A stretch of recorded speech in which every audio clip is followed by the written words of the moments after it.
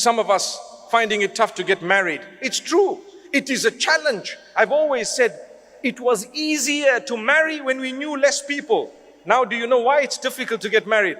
Because we know too many people.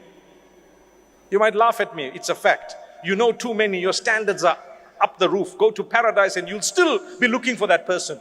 Where are they? Hey, they don't exist. It was all Photoshop, by the way. You got to lower your standards sometimes. Relax. You marry a human. They're going to have good and bad. Our Mufti earlier just said that, you know what? You marry someone, while the engagement period was there, they were only showing you the best side of them. Then you found out they were bald. La hawla wa la quwwata. It's okay. No, that's just an example. But then you found some of their characteristics that were really terrible. Allah wants you to help them through that. For as long as it's not something absolutely unacceptable, I'm not at all promoting that you live with someone who's abusing you completely and doing something terribly wrong. But I am saying, you know what? They won't be some ideal human that's actually perfect, because there's no perfection. I have flaws, you have flaws, we all have flaws. So that's what will happen. You're finding it difficult to get married?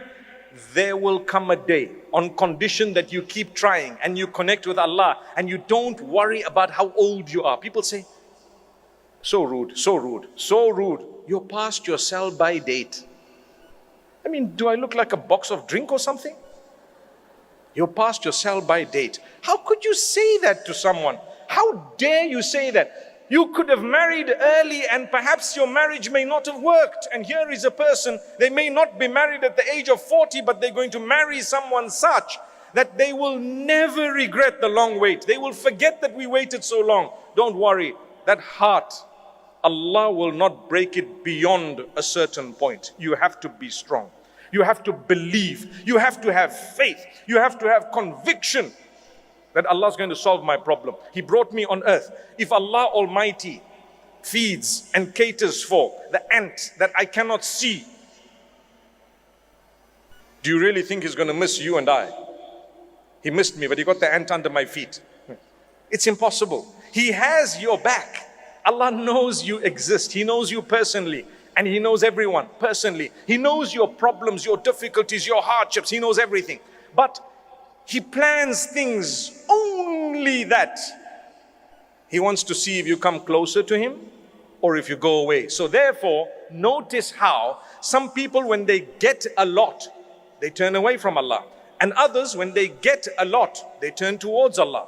And some people, when they lose everything, they turn towards Allah. And others, when they lose everything, they turn away from Allah.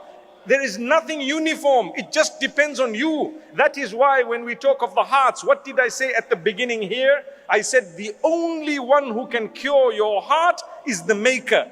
Allahumma ya muqallibal qulub, thabbit qulubana ala dinik. Oh Allah, who turns the hearts, turn our hearts towards your obedience and towards what pleases you, towards the faith that you've chosen.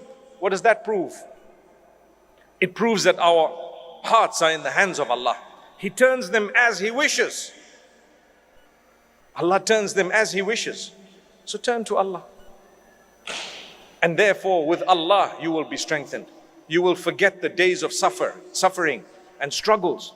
The days when people let you down, it's okay. Allah will help. Allah will grant you. May Allah Almighty bless us all.